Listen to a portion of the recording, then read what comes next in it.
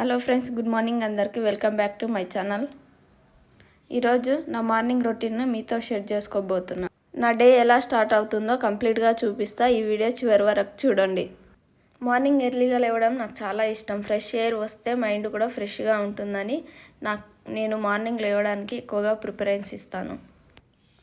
లేచిన తర్వాత ఇల్లు ముందు మొత్తం అయితే ఊడుస్తాను.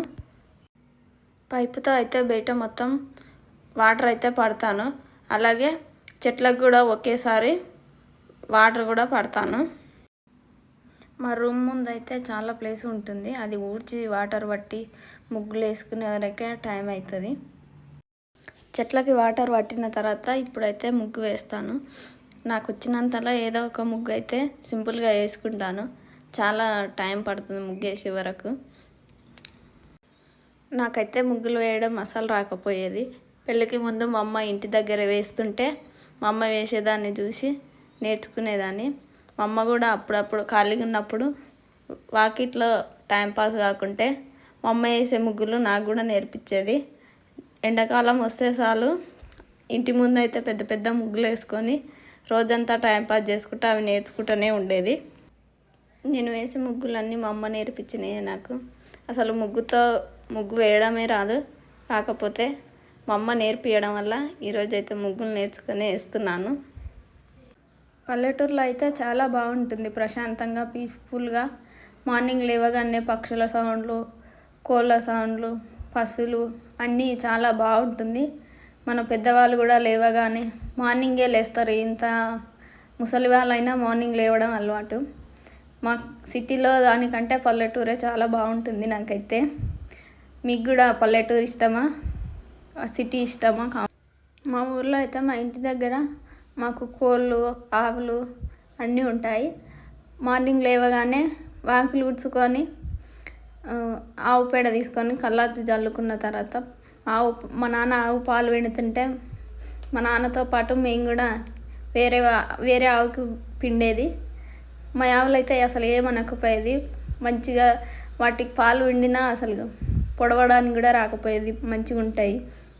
కానీ ఇప్పుడు పెళ్ళైనాక హైదరాబాద్ వచ్చినాక వాటన్నిటినీ మిస్ అవుతున్నాం.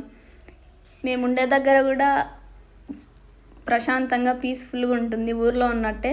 కాకపోతే మనకు కావాల్సిన వాళ్ళు ఎవరు ఉండరు, నేను మా ఆయన తప్ప. ఊర్లో వాటిని చాలా మిస్ అవుతుంటాం. మా ఆవులను, మా కుక్కను, మేక పిల్లను అన్నిటినీ మిస్ అవుతుంటాం.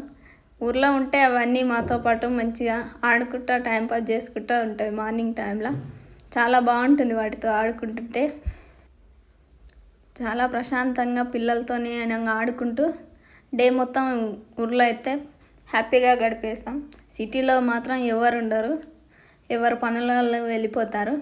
మా ఆయన పనికి మా ఆయన వెళ్తాడు, నా పనికి నేను వెళ్తా. ఇక పని మొత్తం అయిపోయిన తర్వాత ఇప్పుడైతే నేను వంట చేసుకుంటున్నా. అన్నం వండి ఆనకాయ కూర వేసుకుంటున్నా. ఇంకా వంట అయిపోయిన తర్వాత మా ఆయనకు బాక్స్, నేను బాక్స్ పెట్టుకొని ఇంకా రెడీ అయ్యి ఎవరి పనికి అయితే వాళ్ళు వెళ్ళిపోయి మళ్ళీ ఈవినింగ్ వస్తాము.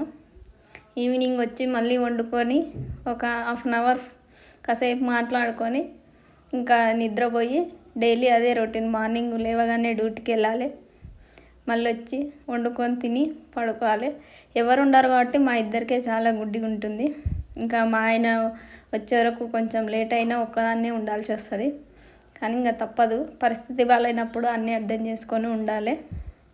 ఎంత కష్టమైనా భార్యాభర్తలు ఇద్దరు కలిసి పని చేసుకుంటే ఏ ప్రాబ్లమ్స్ రావు, ఇద్దరు హ్యాపీగా ఉండొచ్చు.